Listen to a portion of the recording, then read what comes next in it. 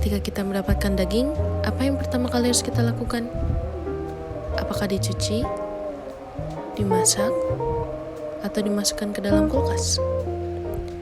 Sebenarnya, kalau kita pertama mendapatkan daging, lebih baik langsung dimasak.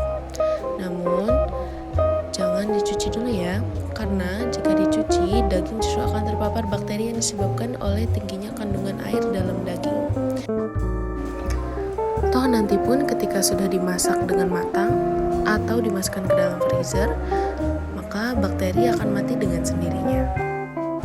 Jika daging ingin disimpan, maka daging harus dipotong sesuai porsi kebutuhan lalu dibungkus dengan aluminium foil atau plastik bersih. Kemudian, daging dimasukkan ke freezer. Ingat ya, dimasukkan ke freezer, bukan kulkas. Daging yang disimpan dalam freezer tidak akan berkurang gizi maupun mutunya.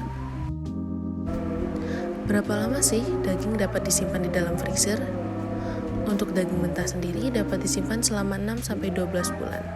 Sedangkan untuk daging yang telah dilakukan pengolahan atau sudah dimasak dapat disimpan hanya selama 3-4 hari. Selanjutnya, jika ingin dimasak, maka daging yang dari freezer harus dilakukan thawing atau pencairan. Thawing dilakukan dengan cara menaruh daging ke suhu chiller atau kulkas selama 4 jam sebelum nantinya daging dikeluarkan dari kulkas ke suhu ruang. Namun, jika ingin disimpan dalam kulkas, maka daging dapat bertahan hingga 2 hari. Daging dapat dimasak dengan suhu rendah atau suhu tinggi, namun daging bisa lebih empuk jika dimasak pada suhu rendah dengan waktu yang lebih panjang dibandingkan pada suhu tinggi dengan waktu yang cepat. Daging juga dapat lebih empuk jika menggunakan nanas parut atau daun pepaya selama 10-30 menit. Sekian video kali ini, terima kasih sudah menonton. Jika Anda menyukainya, bisa bantu dengan subscribe, like, dan juga share video ini.